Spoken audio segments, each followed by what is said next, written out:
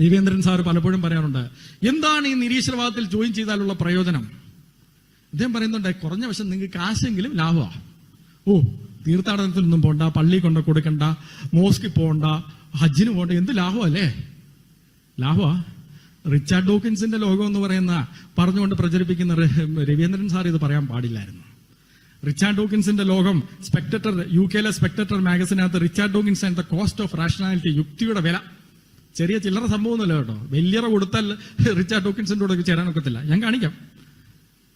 Richard ഡോക്കിൻസിന്റെ ഇതാണ് reason circle. യുക്തിയുടെ സർക്കിളിൽ join ചെയ്യണമെന്നുണ്ടെങ്കിൽ മാസം 7650 രൂപ കൊടുക്കണം. ചില സംഭവം അല്ലെന്ന് ഞാൻ പറഞ്ഞത്. അത് ആദ്യത്തെ സ്റ്റെപ്പ്. രണ്ടാമത്തെ step science circle.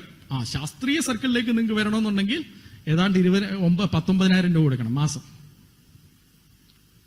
Darwin circle, അത് അതിന്റെ അടുത്ത തലമാണ്. അവിടോട്ട് വരണമെന്നുണ്ടെങ്കിൽ 38,000 രൂപ മാസം കൊടുക്കണം.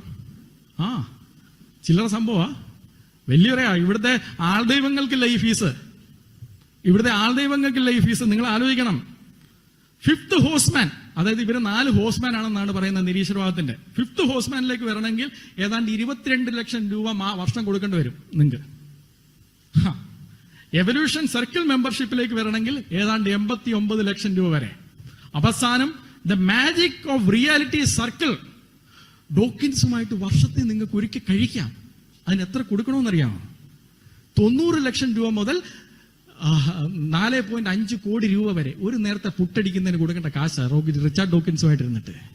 എന്താ അല്ലേ സംഭവം? ഇത് പഠിപ്പിച്ചിട്ടാണ് പറയുന്നത്, ഇതിവിടെ പ്രചരിപ്പിച്ചിട്ടാണ്, മറച്ചുകൊണ്ടാണ് രവീന്ദ്രൻ സാറ് റിച്ചാർഡ് ഡോക്കിൻസിന്റെ ലോകം എന്ന് പറയുന്ന അദ്ദേഹം പ്രസംഗത്തിൽ നിന്ന് ഞാൻ എഴുതാണ്. അതേ പ്രസംഗത്തിൽ അദ്ദേഹം പറയാണ്, ഇത് കാശ് ലാഭമാണ്.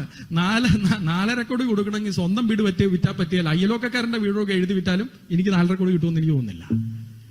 ഇത്രയും ചെലവുള്ളൊരു സംഭവം ഞാൻ കണ്ടിട്ടില്ല. നിങ്ങൾ നിങ്ങൾ ചിന്തിക്കണം. ഇത് ആൾ ദൈവങ്ങളെ, നിരീശ്വരവാദത്തിന്റെ ആൾ ദൈവമാണ് ഈ റിച്ചാർഡ് ഡോക്കിൻസ്. റിച്ചാർഡ് ഡോക്കിൻസും മറ്റുള്ളവരും നിരീശ്വരവാദത്തിന്റെ ആൾ ദൈവങ്ങളാണ്. അവരെഴുതുന്ന നുണകൾ, അവരെഴുതുന്ന കള്ളത്തരങ്ങൾ അതേപോലെ അന്ധമായിട്ട് വിശ്വസിച്ച് പ്രചരിപ്പിക്കുന്നു. അവരതും കൊണ്ട് കാശുണ്ടാക്കുന്നു. സാധാരണക്കാരനായ നിരീശ്വരവാദി എന്തെങ്കിലുമൊക്കെ കഴിച്ച് അവിടെ ഇവിടെയൊക്കെ ജീവിച്ച് അവന്റെ ജീവിതം തൊലഞ്ഞു പോകുന്നു. ഇതിലൊക്കെ എത്രയോ നല്ലതാണ് നമ്മുടെ കർത്താവായ യേശു. നിങ്ങൾക്ക് റിച്ചാർഡ് ഡോക്കിൻസിന്റെ വെബ്സൈറ്റിൽ പോയി കഴിഞ്ഞാൽ ഈ സർക്കിളിലൊക്കെ കാണാം. നിങ്ങൾക്ക് ഡൊണേറ്റ് ചെയ്യണമെങ്കിൽ, നിരീശ്വരവാദികൾ ഉണ്ടെങ്കിൽ നിങ്ങൾക്ക് ഡൊണേറ്റ് ചെയ്യണമെങ്കിൽ ചെയ്യാം. ഞാൻ ആ സൈറ്റിന്റെ സ്ക്രീൻഷോട്ട് കൂടെ കൊടുത്തിട്ടുണ്ട്. നിങ്ങൾക്ക് ഇന്ന് രാത്രി പോയിട്ട് നിങ്ങൾക്ക് ഈ സർക്കിളിലൊക്കെ ജോയിൻ ചെയ്യാം. ചെലവില്ലാത്ത കാര്യമല്ലേ, പോയി കൊടുക്ക്.